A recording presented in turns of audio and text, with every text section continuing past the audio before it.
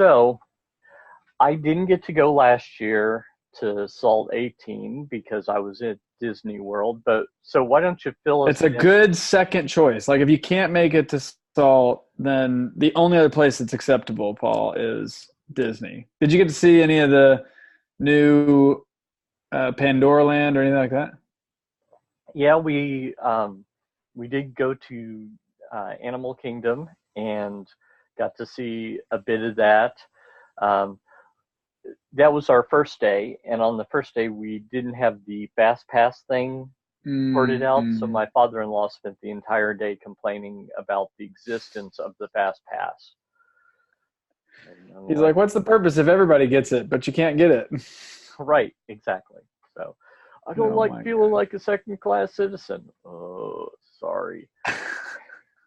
You're not a second class citizen. We just did it wrong. Oh Sorry. no, that's so funny. Yeah, yeah.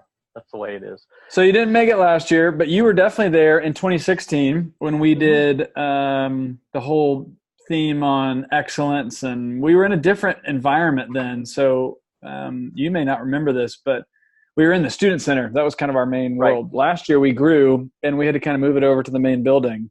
And Mm-hmm. so this year we're going to be building again. So that kind of is exciting for me at least. Yep.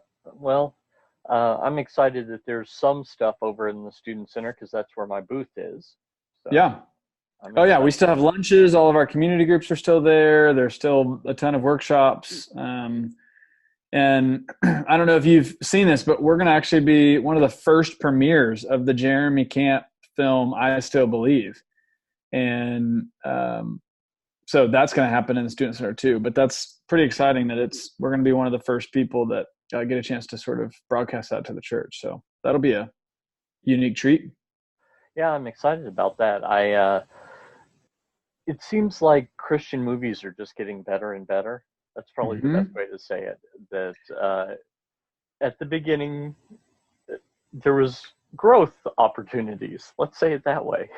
And Well, now, and I'll be the first to say that like we wouldn't have done it if we didn't necessarily trust the makers. The people who did, I can only imagine, are the people who are mhm, doing this film. So you're right. Like it has come a long way. yep, yep. So that's good. I'm excited to see that. I hadn't heard which film. Um, so I heard Tim say that there was going to be a film that we Hmm. were going to see, but I didn't know what it was going to be. Maybe Yeah, so that'll be fun. something like that. Okay, great. So, what are some of the fun things that you've got planned for this year? Um, Well, and I can't share all of our secrets because what of fun and what course, conversation would there be if I shared all of it? But some of the things that we're super excited about is we've got Matt Marr coming and leading worship. We've got Ian Cron coming to speak. He's going to he's actually going to do two sessions. So he's going to do a whole session on the Enneagram, which I know probably many in your community as well as yourself, if you've gotten into that, obviously is like all the rage. We've got a ton so he'll do the Enneagram and he's going to do a whole talk that's a brand new talk just for us. Whitney George is coming back. He was there, I think, the year that you last came and brought the house down, in my opinion. And so we're very excited about him coming back. And then hmm we've got a bunch of other surprises. Joseph Sojourner is coming back from last year. So if anybody's watching this that came at Salt 18, Joseph coming back is going to be a big excitement. And we've just got a ton of really creative things planned for the main sessions hmm that I I can't speak specifically about, but there may or may not be humor in the main sessions, making fun of ourselves, making fun of our community. Just because I think it's important when we get together, can we laugh about the fact that, like you and I said, we're not perfect, right. and that kind of helps us alleviate a little bit of this. We don't need to be perfect in order to impact or influence the world around us. So super excited about that. And I didn't even touch the fact that there are 40 plus workshops, pre-session labs, hands-on things, environments where you'll get a chance to get practical learning, practical training. Some of which I think is going to directly be impacted by your community and some of the things that you guys are talking about a lot on the ProPresenter side. So I'm stoked. I think without question, it's probably one of our best speaker lineups. It's probably without question one of our best conference lineups in general. Mm-hmm. So if people are just listening to this and they're like, man, I just feel like I'm in a place where I wish I could grow a little bit more, or I feel like if I knew a little bit more in my area of expertise, I could make a bigger impact to my community, or I could make a more seamless, smooth, problem-free, stress-free environment on Sunday. Or maybe even just someone who's like, I'd love to connect with other people who do what I do, and obviously meet the one and only Paul Allen Clifford himself, the man, the myth, the legend. Come join us at SALT. We'd love to have you guys. There's only about 100 or so tickets remaining, and so it's there's kind of a short window here. Obviously, we're only about 2-3 weeks away anyway, but at the same time, there's only a short window, so we're stoked. Right. I know that when I was there in 2016, there were a couple of things that were huge for me. First off, it's always great to be in the community, like you say, just to interact with people that get what you deal with on a weekly basis. Because sometimes in the church you have maybe other people that do the same thing that you do, or maybe not. But just, there's several hundred people here that get exactly what I'm going through. Yeah. And that's just huge, I think. Well, it's interesting when you think about Sunday morning from the standpoint of the technical crew and the senior pastor. From a organizational standpoint, they're probably some of the furthest, most unique people in the church. You've got your lead pastor who's very visionary and big picture and, very sort of like spiritually focused, discipleship heavy. And not that tech guys aren't that, but when you look at tech guys or tech teams, they're very analytical, they're engineering, they see all the holes, they can, sort of, and they work with their hands. They're, people who are a little bit more introverted typically, whereas senior pastors typically are a little bit more extroverted. And again, obviously I'm speaking in stereotypes here, but right. What's fascinating is when a pastor gets up to speak, who is the person or who is the team that has their back? It's the tech team, right? And right. So the role and the impact that the tech team has on the greater church experience, especially when it comes time to message, when it comes time to worship, being able to craft the sonic and the visual environments. And so sometimes I think in church world, we can be in our job and feel like nobody gets us, right? We can feel like, man, nobody else on this staff understands like how much time I put in, how when you change things last minute on a Saturday, like that means I've got to be here all night because somebody's still got to execute all this. And so I think that's one of my favorite parts of SALT is just getting that community together. And when you came in 2016, did you participate in a community group? I did not, but I was helping out so much on the back end with the production that it kind of felt like a little community group there. I just felt like I was one of your team instead of the guy that was just helping out, and that was awesome. Yeah. So congratulations. I'm feeling like you belong somewhere is, I think, a really important heartbeat of our whole team. We spend a lot of time. We've spent numerous meetings that last hours upon hours just talking about, hey, if somebody comes to conference by themselves, if somebody buys a ticket to SALT and they aren't bringing their whole team, or they're not coming with another volunteer from the church, how do we craft an environment where they feel super welcome and they feel very comfortable? And so one of the things that we do, besides the fact that our entire lobby space, our entire all of our exhibitors and vendors, they create an environment where you can explore for several hours before you get to conference that's not going to make you feel weird.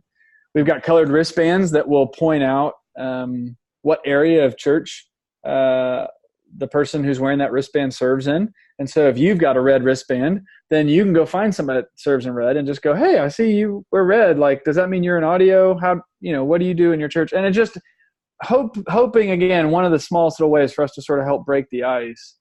But my favorite thing, Paul, is community groups. And so you'll get a chance in a totally safe, non-invasive way to sit with other people that you may not know from all around. Gary Molander and Nathan LaGrange, two legends, I think, in our community, but people who have been with us since day one, shepherd those moments so well. And they create such a comfortable place for people just to sort of ask questions. Hey, what's something you guys are learning about in your church, or what's a challenge you guys are faced? And sometimes you have the answer for what they are ultimately going through, and vice versa. A problem that you may have in your organization, they may actually have the answer for you. So it's really neat to watch that happen. And really that heartbeat came out of this idea of what would it look like for us to create a conference environment where the church gets to be the church for the church, and there's not a bunch of people trying to tell the church how to be the church, but really there's a protected space where it's just letting them serve and help and encourage and equip and pray and support and dream and plan and whatever all together. So again, I mean, if you come by yourself, you may leave with a virtual team all over the country that you can dream with. And so that's a cool, exciting piece of conference. Yeah, I just loved that when I was there, I'm still talking to Tim, who was one of the main guys in the little pod of tech people that we were working with. And it's just some great connections. And I was just last week at a business conference, and strangely, it was kind of the same way that I met other people that were going through some of the same stuff, even though one guy is a cowboy and he was quite literally trying to figure out how he doesn't have to ride horses that could break him into little bitty bits every day. Oh now my that gosh. he's in his late 40s, So that one guy like that, and then there was a tech person that did tech support for business people and stuff like that, and we just all clicked. And to think that you could go to a conference where it's even more so where we all click because we're all serving in the church, and we've all had the pastor go, hey, I really want you to do this, and you look back at the pastor and go, I would love to, but that violates laws of physics. Yeah. I know that maybe theoretically that could happen, but right now we cannot do that. It's not that we don't want to, it's just that we can't. Right. So, just getting all that connection is so awesome. I really loved too, when I was there in 16, some of the out of the box ideas you guys had, just like off to the side. Just the one that I really loved was in the store, you had the projection on the wall that was interactive, and you could touch a button like this one that Look at that. It looks just like it. Yeah, I 3D printed some at the library before I got my own 3D printer, and I did a tutorial on, I think you guys were using PVP. I figured out how to do it in ProPresenter. Yeah, using hotkeys or whatever. Oh, yeah, using hotkeys, and I used an Arduino Leonardo to simulate button presses. So you touch this, and then it's capacitive, so it acts just like the one that you guys had. So I love it. Yeah. Our creative team is always trying to figure out, how do we create inspiring spaces? How do we create moments where you may want to just stand in a place and go, that's cool, because oftentimes we can sometimes go to a church conference where it's just kind of all focused on, worship and teaching. And we want to create a conference that we would want to go to, right? And we would want to create a conference that, some of the lobby space, and we have a kind of a principle in our team that we say we design everything. And when we say that, what we mean is that from the restroom sign to wayfinding to lobby environments to the lanyard you wear, we think through it all. And so, yeah, to be able to stand in a place and be able to take a photo, stand in a place that just makes you smile a little bit or think outside the box, because we do know inspiration breeds inspiration. So if you can be in an inspiring space, then you may very well be able to walk away with new ideas merely on just the idea of, oh, that's cool. How could I implement something like this? Right. I mean, I think too, some of the stuff that I noticed was, it's easy if you're from a smaller church. I'm not anymore, but my church used to be smaller, to go to a conference and go, oh, this is great, I can't do anything. And I love the idea of being able to make it more accessible to people. And I think that some of the lobby space, some of that was exactly accessible that, it looked like, oh, this cost $1 million. And in actuality, it didn't. Right.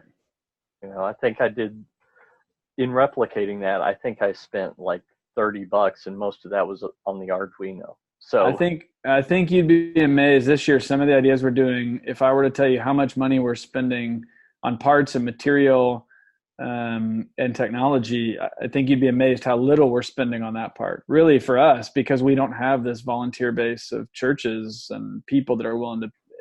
People is what costs us the most at this conference. The time of our crew, the time of our behind the scenes people. So, right, right.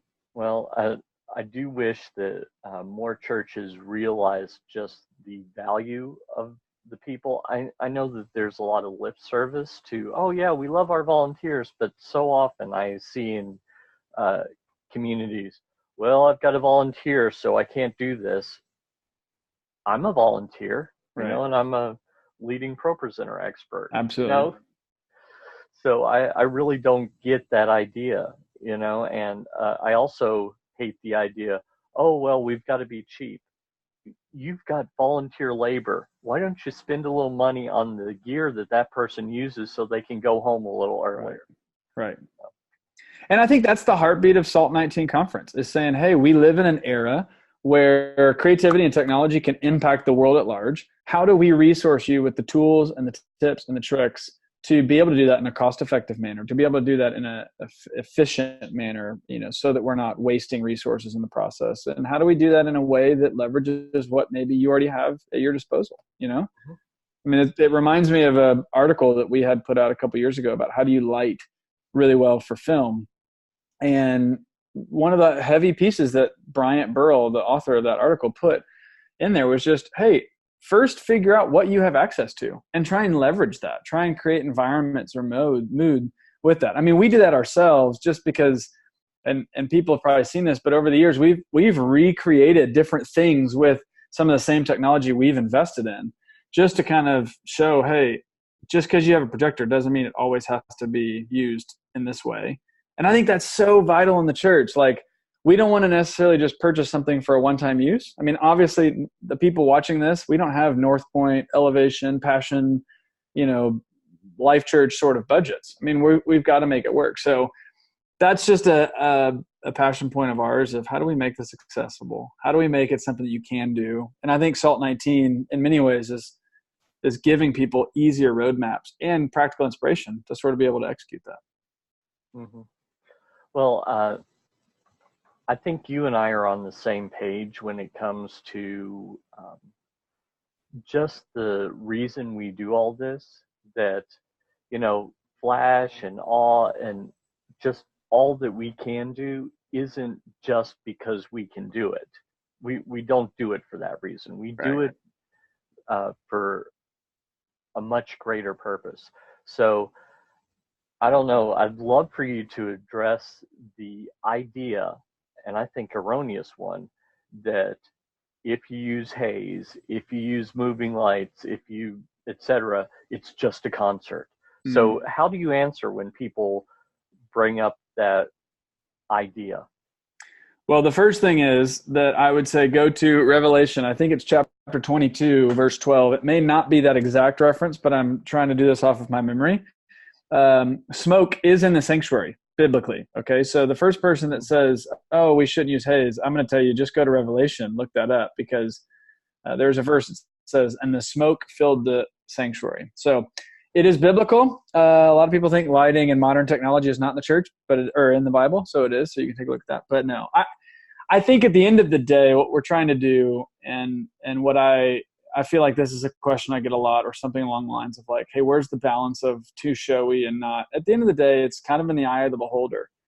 I mean, someone using a projector or a light in general outside of stained glass windows is going to think that that's too showy. But the truth of the matter is, the CMAs a couple of years ago, Carrie Underwood's whole song was nothing more than stained glass windows. So because she's used it, does that mean it's not a show? And so again, I think at the end of the day, it's in the eye of the beholder. And I think what's appropriate for us is to figure out, how do we use creativity or technology or tools like a Pro Presenter or whatever, to not just become, I have this idea of creativity in the realm of there's corner creativity and there's conduit creativity. So let me sort of break this down. Corner creativity is the idea of saying, hey, come to me, look at this flashbang, wow, ooh, ah. And you come to this corner, which you may be at the corner, and then you say, hey, look over here, here's Jesus, right? I mean, you and I have been in these environments, right? It's like big and heavy and up loud. I mean, a lot of youth departments, I think, have tried to use this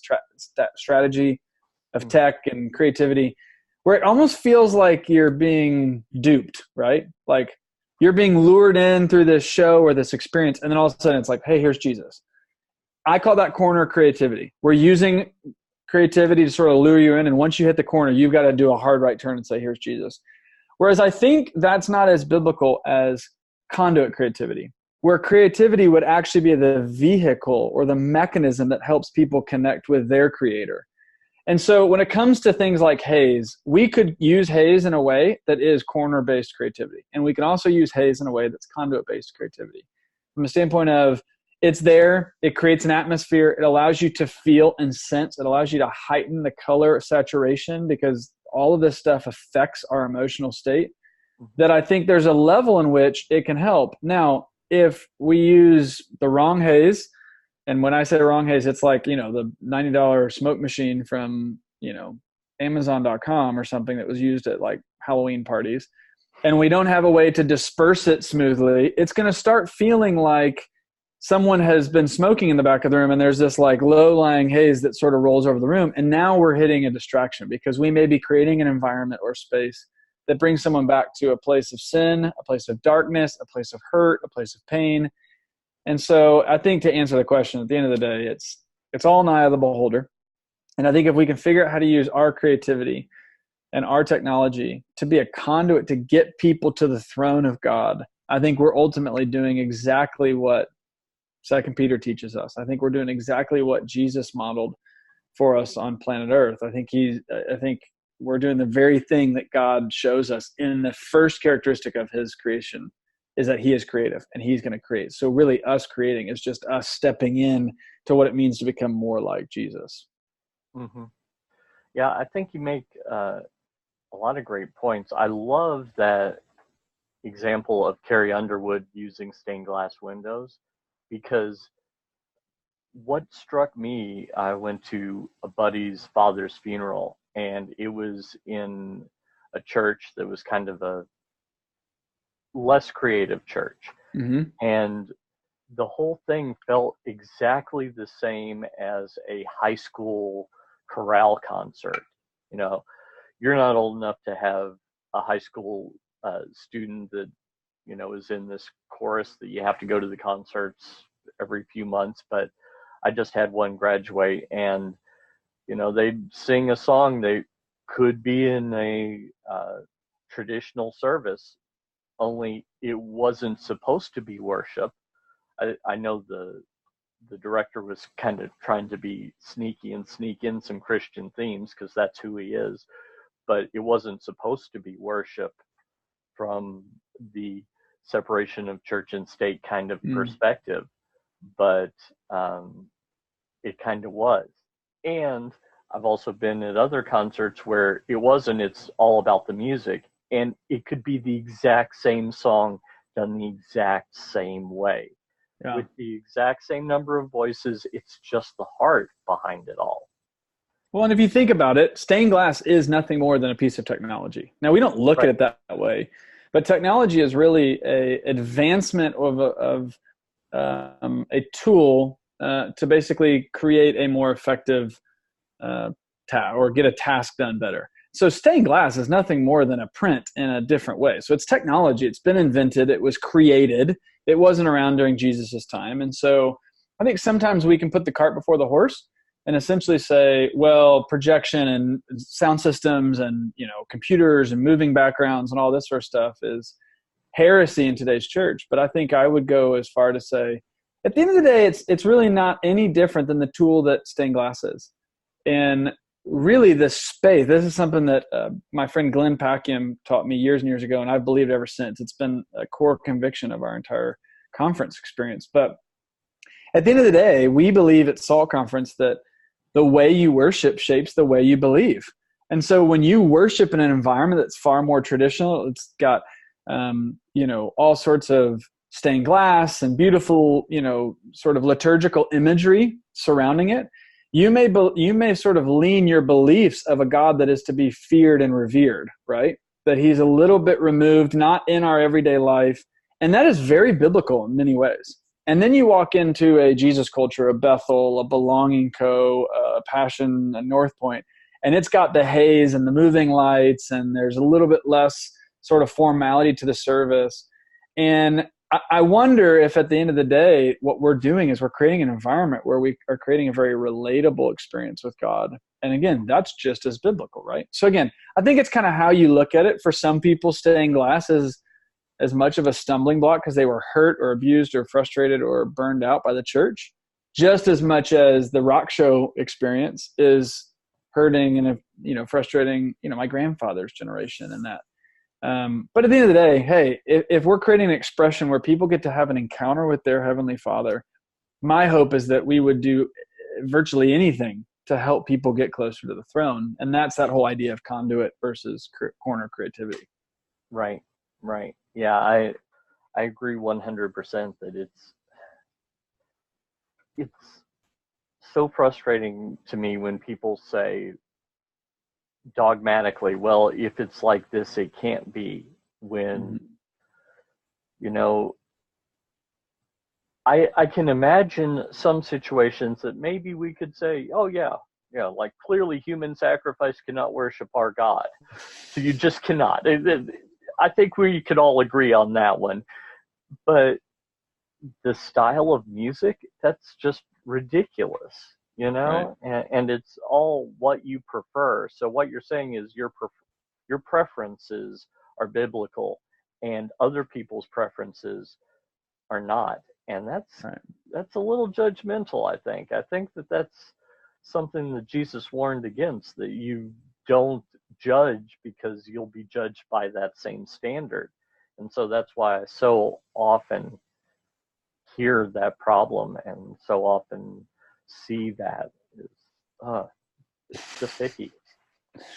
I love it. I love it that we're able to have deep conversations like this, even on Facebook Live, because at the end of the day, this is our whole heartbeat for Salt, is to be able to get people in a conversation around the idea of how do we improve our experiences so that we are pointing people back to Jesus. I mean, creativity was given to us so we can point people to the Creator. So I love it, because this is exactly, if you're sitting there going, what's Salt going to be like? Well, you're going to learn a ton, but you're going to be exposed to some big ideas like this. And at conference, you'll be able to sit at a table and have discussions just like this and engage at such a deep level and a light level. You also be able to go, hey, how in the world do I get my volunteers to show up on time and not cancel on planning center last minute, or whatever. Right. And it matters, Yeah. And so I think that that's at least a little piece of the puzzle, is just to be able to say, hey, there's a reason that we're doing this, and you matter. And if you're not here, that matters, because we're just trying to point people towards Jesus. Yeah. Lives and eternities change based on what we do. And it's not that God can't do it without us. It's just that for some reason he lets us help, Yeah. So I know that's something I've learned as a father is, sometimes my kids want to help and really I could do it fine without them. But by letting them help, I'm just bringing them into my work and what I do. And I think, and you're getting a chance to build a relationship, and they're getting a chance to feel like they're part of something and they're valued and they're cared for. And I think it's easy for us to think, it's easy for us to buy into that lie of like, well, we could do it better if we shipped it out. But like what you were just saying, like, I can still do this without my kids' help, but being able to see the joy in my kids' eyes as they get it, or as they get a chance to help dad, so valuable. You wouldn't trade that for the world. Right. Yeah. You'd allow it to be a little bit less than perfect, just to be able to watch them feel like they're involved. Yeah. And they catch the vision, my eldest is 18. She's a freshman in college. And I remember probably 10 years ago, uh, my wife and other daughter were sick and couldn't make it to church, and my oldest was saying, "Well, how can I get to church because I can't serve at home?" And it was just Mm. the most incredible moment. And I said, "Well, normally you leave like an hour later, but would you get up with me an hour earlier to get to church?" And she said, "Well, yes." And so I grabbed this little 8-year-old who's now 18, and we went off to church an hour early, and she just sat in the corner in a comfy seat for an extra hour so that she could help out with other kids, and I think that's just what we're trying to do, not only in our own families, Yeah. but in general when you're leading And people. by inviting your daughter in, inviting others to serve, Paul, you're giving them a chance to become more like Jesus, right? Mm-hmm. I mean, there's such a principle at work there that it's not about being perfect. It's about enjoying it's about watching others get to serve just like Jesus came to serve, not be served. And Mm-hmm. really we're just getting to follow in his footsteps. Yeah, I mean, one of the earliest things written in the New Testament, putting on my seminary hat, one of the earliest things written in the New Testament is actually quoted by Paul, and it says about Jesus, who being in the very nature God, did not consider equality with God as something to be held on to, but he Mm. emptied himself and became a servant. And that is the heartbeat of the gospel. That's why, when I talk to atheists and they say, well, the Bible's changed so much over the years, I'm like, oh, we have something that predates the New Testament. We have a poem that says Jesus is God. That's what we believe, Yeah. and we have it from old manuscripts that are much older than Caesar's commentaries of the Gallic Wars. So true. And that's just what we need to always remember. Service is the heart of Jesus. And when we serve, we're just embracing his heart, Yeah. being more like him. I And love it. as poor as we are at being like Yeah. him, Yeah. And as far from perfect as we are too. right. Yeah. That's something I tell people on my team. Look, if God wanted it perfect, he'd just do it himself, you know? Yeah. So I think he just likes us trying our best and failing, and I think it's cute to him, Yeah. and he uses it. So I love it. I love it. Such good conversation. yeah, well, we're not far off now. We're what 7 plus 9 is 16 days. Wow, I thought it was a little farther off. It's crazy. I thought like 3 weeks, but 2 weeks and 2 days looks like. So I'm looking forward to seeing you and the whole Salt crew again. Looking forward to seeing you, Paul, and hoping that those listening, if they are able to make it, they check it out. We've still got time. I mean, listen, if you're like within driving distance of Nashville, it's still perfect. There's still Airbnbs out there. I think you could get a whole team together and come to an Airbnb together and experience it, have fun retreat style, or there's still hotel rooms as well. So, Right, right. I mean, think outside the box. If you think, well, I can't afford to make it, do you know anyone within an yeah. hour that you could stay with? My college roommate lives an hour away from Nashville, and just like last time, I'm going to stay with him, and it'll be a good time like the old days, and it'll be okay that I have a little bit of a drive in the morning. And, that's just some of the stuff that you can do is think outside the box. Yeah. Think, how can I make this happen? I mean, listen, there's 80 people who move to Nashville every day. So you multiply that over the last several years of our explosive growth as a city. There's got to be somebody that knows somebody, right? Yeah. If nothing else, just reach out to Paul and be like, hey, can I crash on y'all's couch too? Well, if you crash on my couch, it'll be a little bit farther of a drive because I'm outside of Lexington, Kentucky, so it's just a hair longer. There you go. But yeah, so yeah, I'm really looking forward to to it. I really love the relationships, like we talked about. I really love the new ideas that I get from being around people, and just really, I think that it affects so much what I bring back to my own church, what I bring back to my community, and just how we can partner together to change lives and eternities, which is all that really matters, I think. I agree. I'm looking forward to it, Paul. I'm looking forward to having you there and hopefully connecting with some of the rest of the ProPresenter users group community. I know Renewed Vision is going to be there. I was actually with Brad Weston of ProPresenter last week, and so I think some of their team's coming out, which will be fun. Mm-hmm. And yeah, it'll be a good old time. Yeah. I know for sure 3 booths that I'm going to spend time at. Mine, the Renewed Vision booth, and there's also Stephen Savard, who's going to be there with a LED wall that is going to be fun. So. Oh, fun. Yeah. They've got the Thor something or other wall. Oh, Thor AV. Yeah. Yeah. So that's going to be all kinds of fun as well. And I know that all the other vendors are there. And sometimes that's another thing about these kinds of conferences that we didn't even mention so far. Just talking in person to someone about an issue that you've had, I'm going to answer ProPresenter questions like crazy. I'm sure the Renewed Vision people are going to answer ProPresenter questions like crazy.